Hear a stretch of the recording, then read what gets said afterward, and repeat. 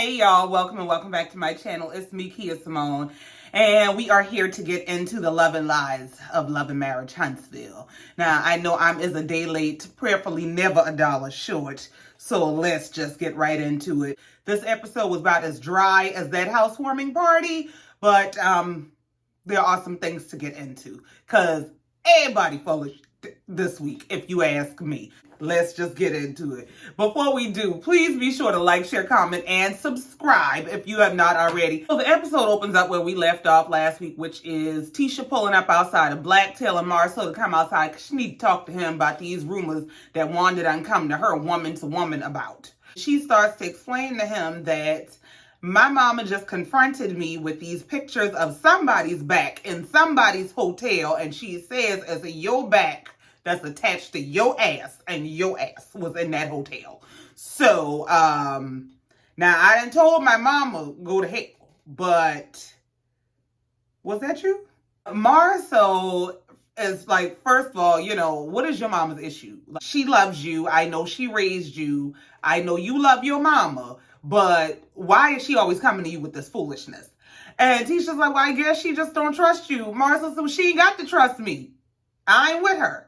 Now, while this is true, if Miss Wanda weren't so theatrical, if she weren't so questionable in her motive, it would be quite normal for a mother to kind of step in and be like, hey, something going on with my child. What's the issue? Marsau goes on from there to say a bunch of nothing. He starts talking about how, yeah, I made some post on January 4th and they're running with that post to build this story because apparently this picture was taken on January 4th. And we know last week when Wanda asked him, were you there? He said, well, yes, I was in Atlanta on January 4th, but I don't know who back that is. And it looks like this must be news to Tisha because Tisha got some questions. Well, Marsau says he went to Atlanta on the afternoon of January 4th, and he went with a friend for dinner. And then he corrected himself and said, well, I met a friend there for dinner. Tisha said, what friend? Chris Fletcher. Let me find out Chris is the biggest dog in the pack. Why is you everybody's fall guy? When Marsau said Chris Fletcher, Tisha looked like she was on the edge. Marsau starts soft talking her and baby, listen, all I need is for you to believe in me. Bro, it was at this moment that I lost it. Marsau was every lying, cheating ass man in that moment. Baby, I need you to believe in me. Oh my God. Everything about this moment told me Marsau is absolutely a cheater. Not only is Marsau a cheater, Tisha is aware. When Tisha started talking about they trying to tear down a young family, what's wrong with us just having a good marriage? Why are people coming after our marriage?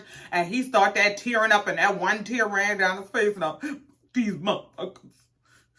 Sick of them. Let me tell you something. This is classic. This is the classic breakdown of a man who is this close to getting caught.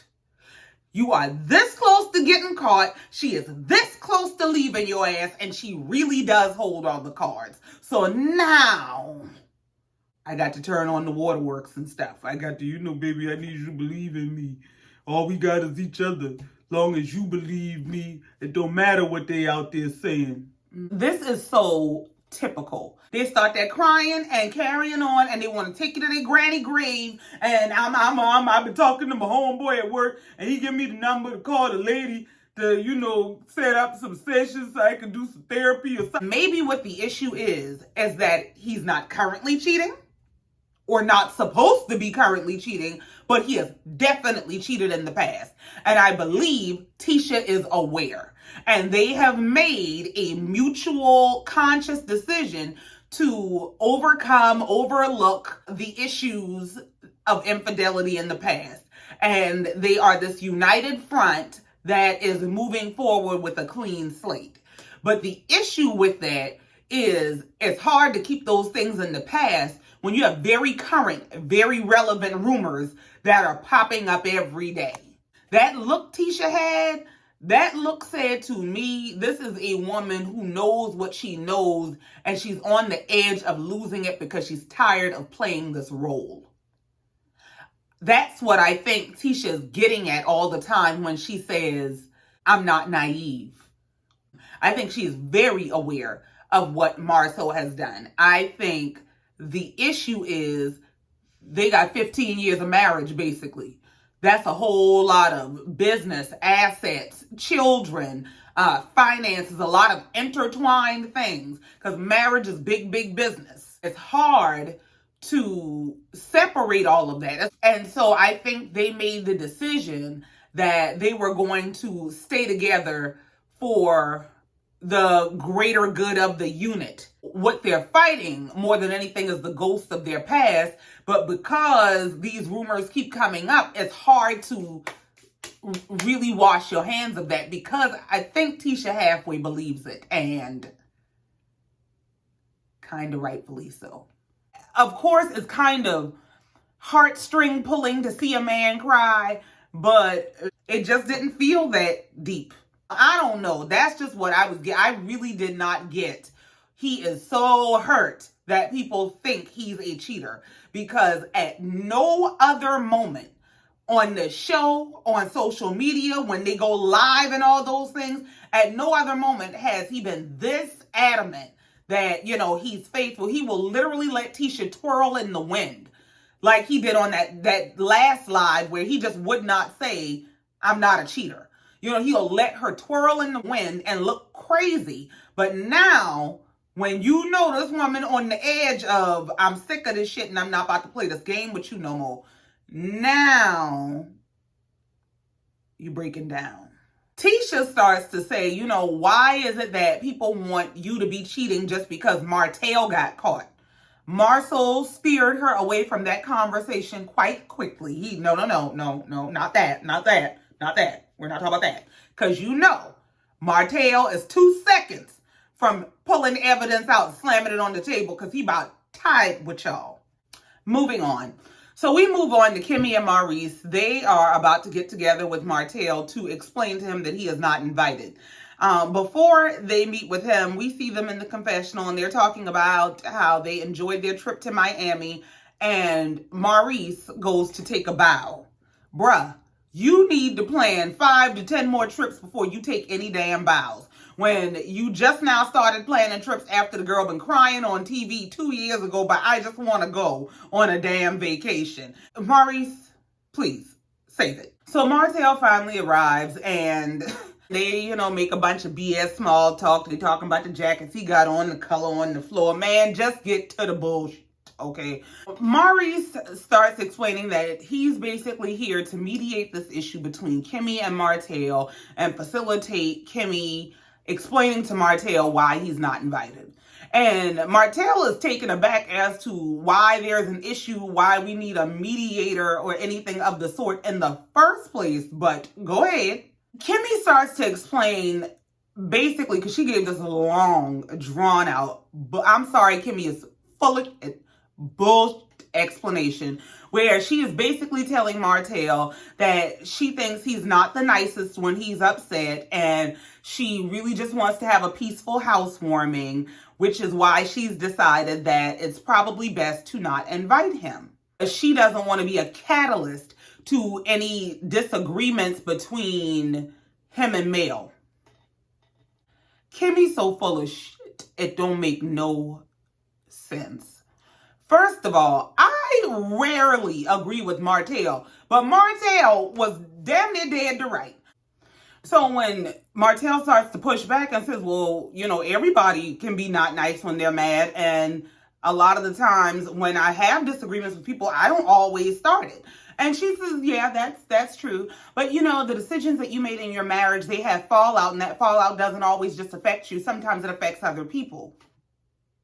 So she starts to say how the fallout of his choices trickles down to affect people who are not even in his environment. And Martell said, no, if it trickles down to them, that's because they in my environment.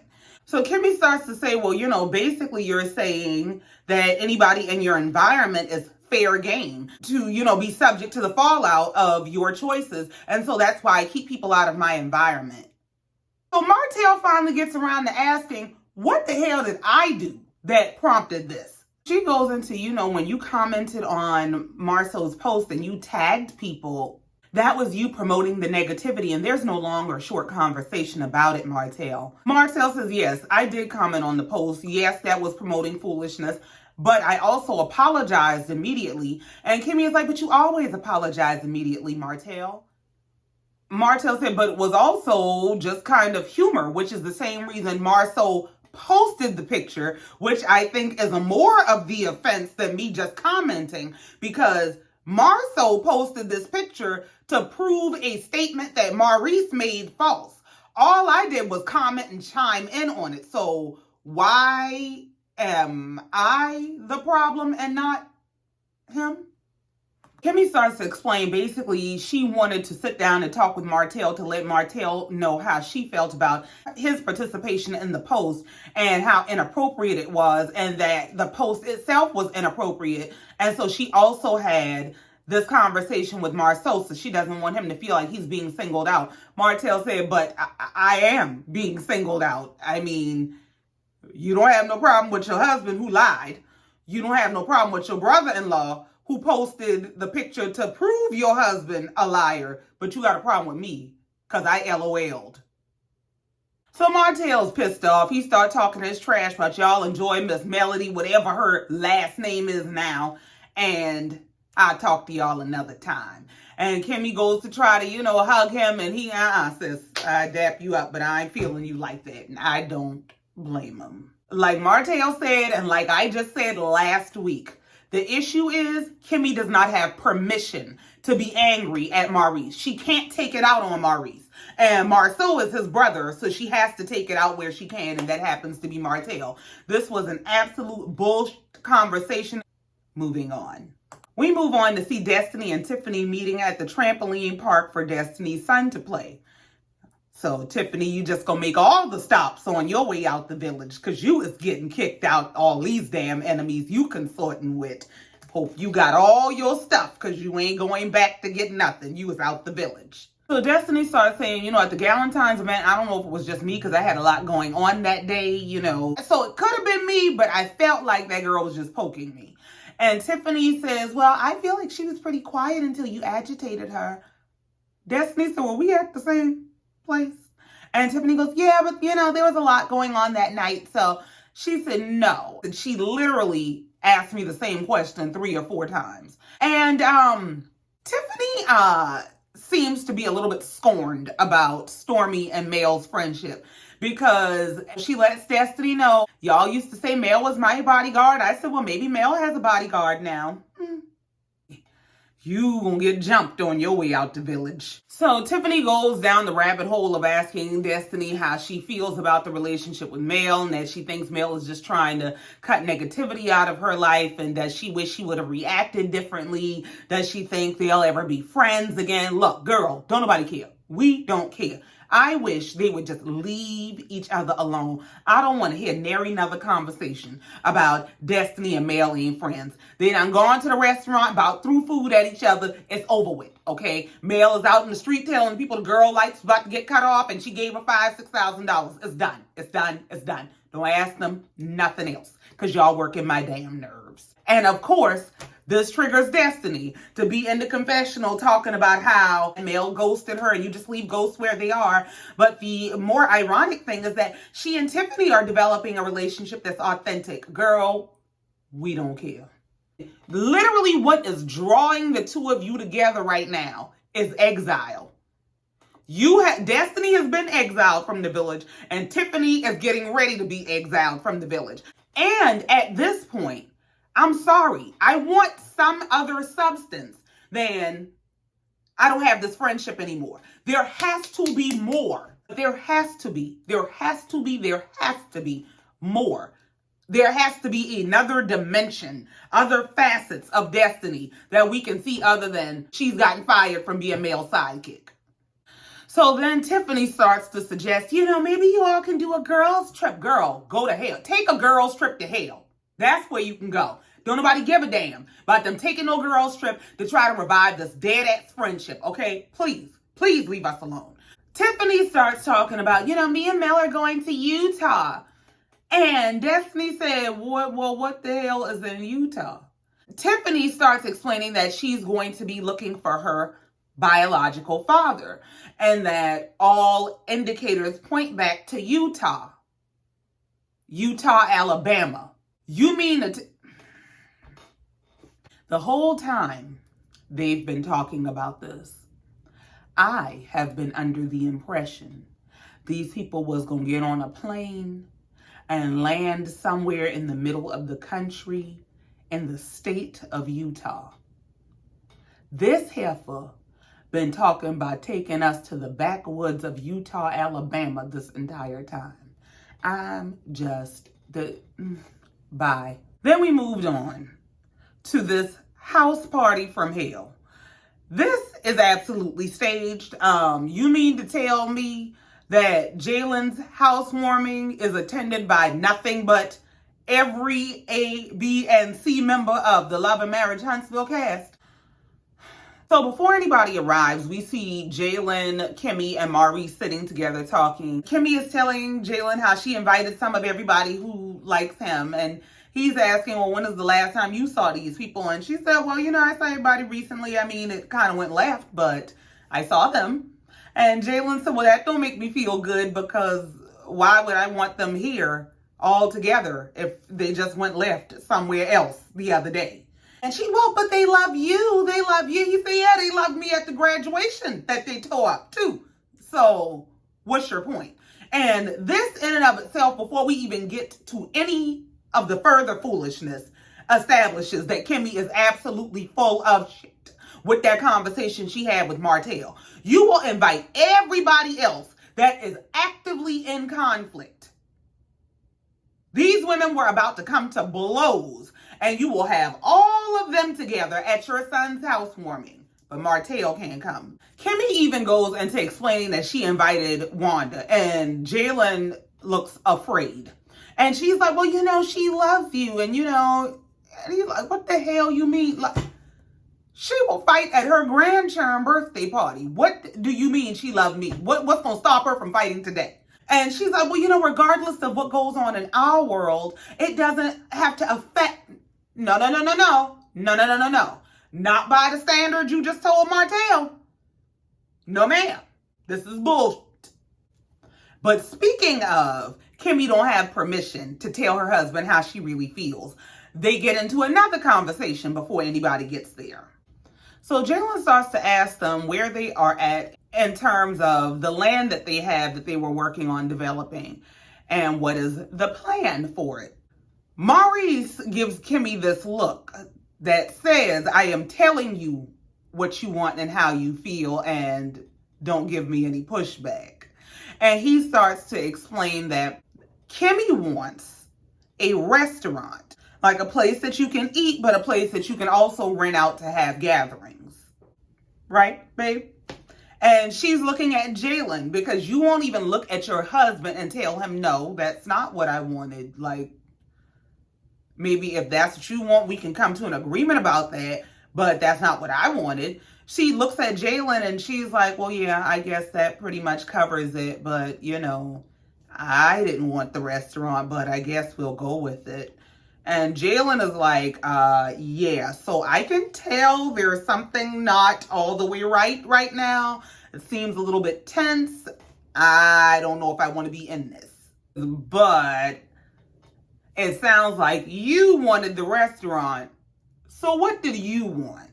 And Maurice, this is how it's done. Her son is demonstrating to you how you can communicate and be considerate to what your wife wants.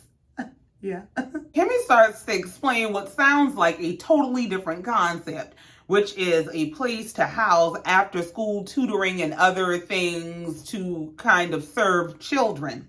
And Maurice goes, so your vision didn't include food? And she says, I think your vision included food. And Maurice is being obviously facetious. It's not that he gives a damn what Kimmy is trying to say, what Kimmy wants, how Kimmy feels. What he's trying to convey with his sarcasm is you're out of line. This is what I told you the vision is. Why are you pretending that it's not what you want? And Kimmy starts, Kimmy, I'm going to tell y'all, Kimmy about drove me nuts with the indirect speaking in this episode where she just will not speak directly to Maurice and his bullshit. She starts to explain to Jaylin that, you know, it kind of feels like a vision is created, and Maurice says, for you. It's like once that vision is created, you kind of get pushed into the vision, and then you feel like, well, since I'm here, I might as well do this. So in the confessional, Kimmy says, you know, I tell you what I want, but it seems like you don't hear me because you think you know better. And Maurice responds by saying, that's not it. Actually, I can read between the lines because I can kind of read your mind because actually I kind of know you better than you. Did you just sit your ass up here and tell this 50-some-odd-year-old woman that you know her better than she knows herself? Like she ain't been with herself 40 however many years before she met you? Please go straight to misogynistic hell. I am so sorry. I feel sorry for Kimmy at this point. I used to think that Kimmy and Maurice had the most stable marriage, the most mature marriage or relationship of all of them. At this point, I think they weaker than Marsau and Tisha. That's what it's giving. Because you cannot tell me you're dealing with being disrespected in this manner in the public eye, and you want me to believe it's better than this when the cameras are off? Absolutely not. So as I'm sitting there in utter disbelief, Destiny arrives to break up this tension. And aren't we all so grateful? Kimmy moves into her messy mode where she asks Destiny how she's been, and Destiny says, better than the last time y'all saw me. And Kimmy says, well, that's good because everybody's coming. So Destiny lets it be known she is not excited about running into the tribe of frenemies, and Tiffany and Louis arrive. They're just stopping by on their way to a soccer game, but let me tell you what they consistently do. Come in, up, and leave. They come in, and, you know, they're talking, and, hey, what you drinking, and, you know, yada, yada, yada. So Martell calls, you know, just to congratulate Jaylin, and he's saying hey to everybody. And after they get off the phone with him, Tiffany brings up that, yeah, he was doing good the last time we saw him. Matter of fact, he was talking about, you know, all the guys going out of town and whatnot. And Kimmy starts looking around like, well, what you talking about? And they say, yeah, he was talking about, you know, all the guys getting together and going back to Atlanta, having another boys trip. And Kimmy is like, so hold on, you mean like an upcoming trip? Like not the trip past, like a whole new one? And like, yeah, why? Kimmy is pissed that Martell didn't mention his plan for a guy's trip to her. And Kimmy starts explaining that, you know, I'm just shocked because I hadn't heard anything about it before now. And so Maurice starts saying, you know, I didn't know anything. I'm just hearing about it now, too. And so she's in the confessional saying how, you know, we just met with Martell. Martell could have said this while I was there. You know, this is why I say Martell is messy. No, girl, you crazy. Because what does him planning a guy's trip have to do? Why does he have to divulge to you that he's planning a trip for all of his friends at a meeting that you called to tell him he's not invited to your event? Why the hell? Why, girl, what? Furthermore, your issue is with your husband.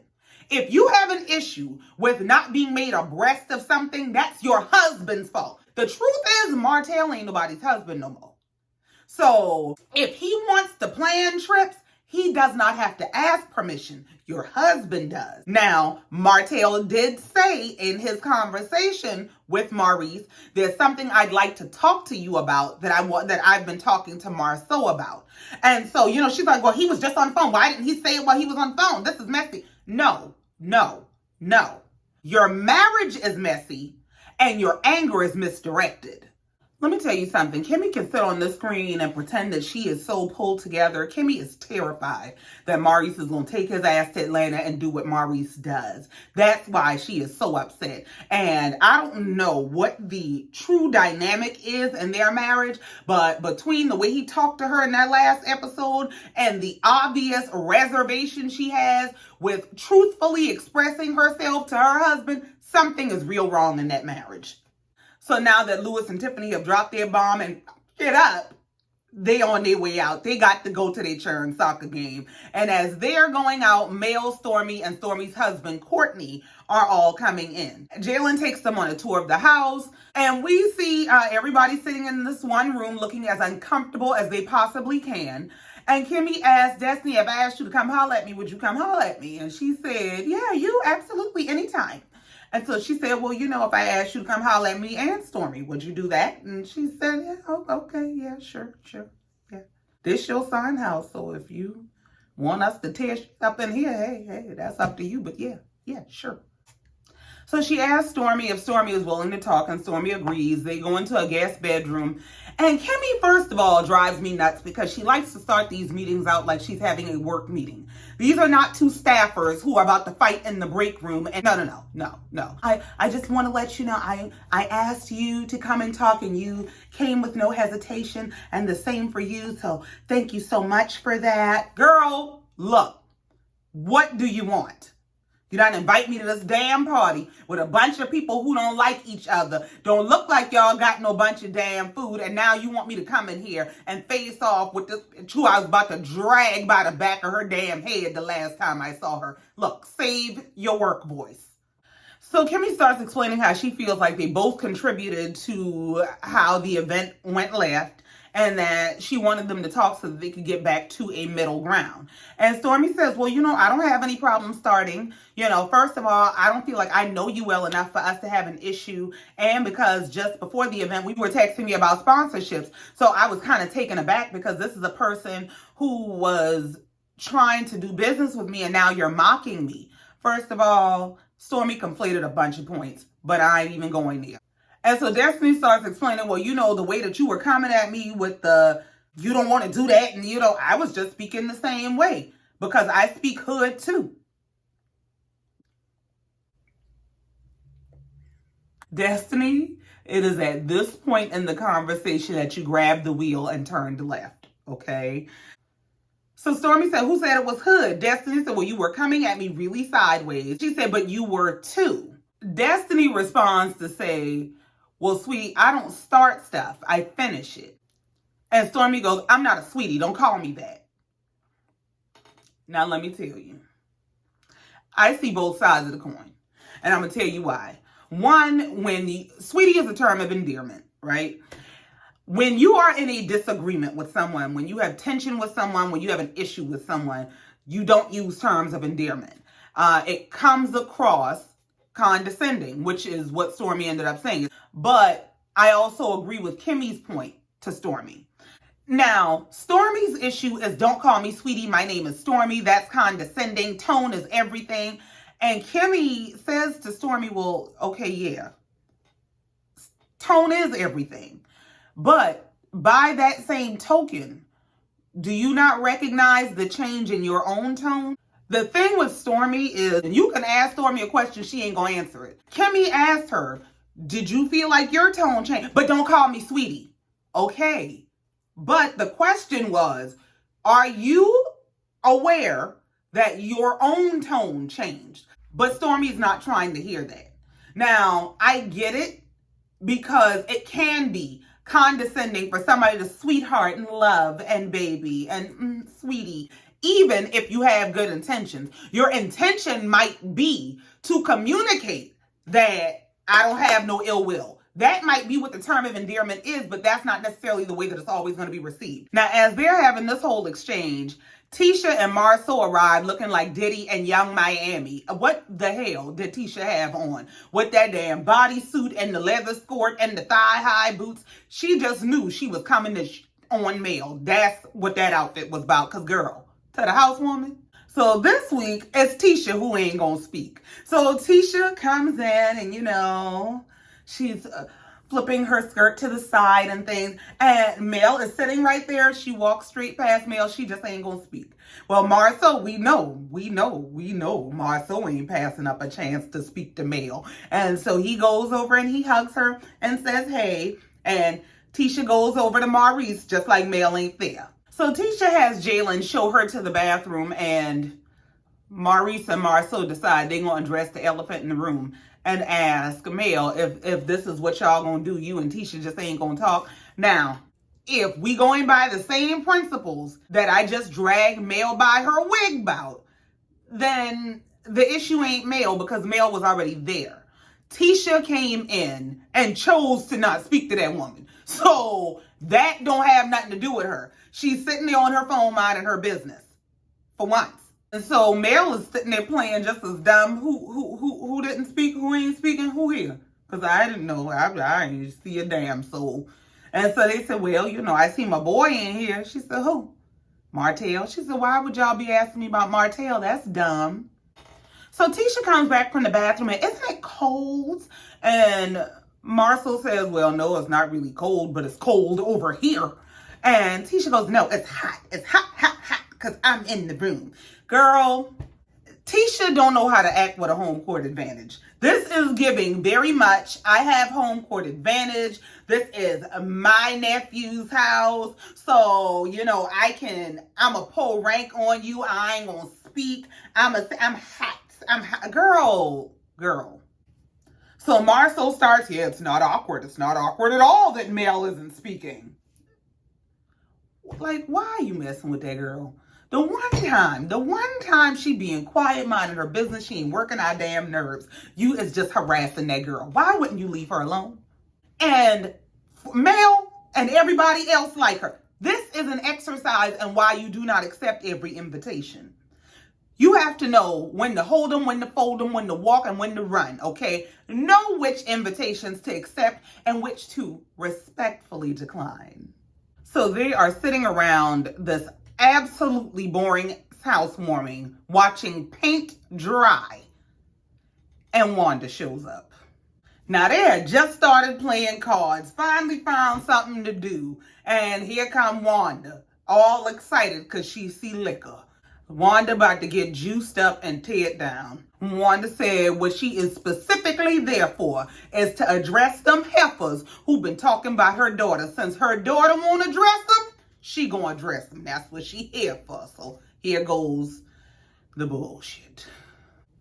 So Miss Wanda strikes up a conversation with Patricia, Kimmy's former sister-in-law, who used to be married to one of the Scott brothers, because Wanda got beef with her too. And, she's talking about how she is here to raise the issues that she got with all these heifers. And Tisha says, listen, hey, look here. I done addressed all the beef I got. It's all cooked up, okay?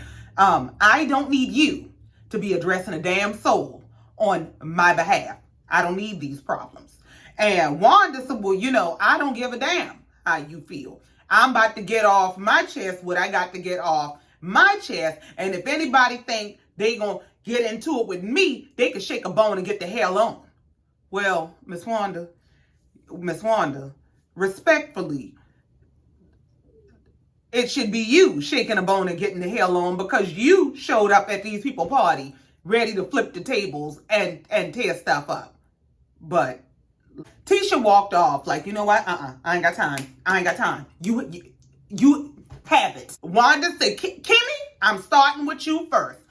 She said, because I heard y'all was at Melanie's party talking about my daughter. Yeah, I heard it was you and Stormy, you and Melanie, you too. And my little niece came back and told me all y'all was talking about my daughter. Kimmy said, hold on. So your niece came back and told you everybody was talking about your daughter except her? So Wanda says, yeah. Well, whoever was talking about her, all I know is I told my daughter, don't worry about bitches who buy shoes that come in a box. Miss Wanda, I think you fucked up your own saying. I thought it was bitches who buy shoes that don't come in a box, but you so damn busy trying to tell people off. You got your words all mixed up. Lord, just help. So it's Kimmy and Wanda going back and forth. Marsau got Tisha in the kitchen. Hey, your mama is out there going with people, calling people bitches and all kind of stuff. Could you please go get your damn mom? Tisha said, hell no, I won't. And I'm going to tell you why. Because Kimmy invited her crazy ass. And Kimmy knew what she was getting. My mama done come and tore up more than one party. She knew exactly what she was getting when she invited her. You got it, you deal with it. I ain't got nothing to do with it. I'll be in here until it blows over. Miss Wanda half drunk. Wanda put her cup in the air. That's when she is satisfied with the drama she has stirred. And she said, yeah, the next time y'all have an event and y'all want to talk about my daughter, y'all invite me. Y'all ain't got to worry about nobody running back telling Tisha nothing, because I'm going to handle everybody right there in y'all face. Bitches can't even buy shoes that come in a box. I knew Miss Wanda was drunk when Kimmy yelled, ain't gonna be no bitches. And Wanda turned around and started that blinking like she could hear the bull on the front of the short small liquor telling her to whoop Kimmy ass. And she hit that walk that auntie hit when she half drunk and her baby daddy at the cookout. She got to let him know what I'm been missing for the last 25 years. That walk. I said, Wanda ass is drunk. Wanda started that damn stumbling back. I said, oh yeah, the liquor done hit now. And as she's stumbling back, Jaylin said, hey, Miss Wanda, ain't gonna be nobody. You ain't gonna be talking to my mama like that in here. And that is where the episode comes to an end. And it looks like we're gonna pick up next week, back in the middle of the thriller in Manila, where Wanda and Kimmy is going head up. Good damn luck. That's it. That's all. I ain't got no more. Please be sure to like, share, comment, and subscribe if you have not already. I will be back with the next review as soon as possible, because like I told you, I know I'm running a little bit behind. But I think I got everything under control now. So I'll see you in the next review. Until then, in the meantime, until next time. Love you, mean it. Bye.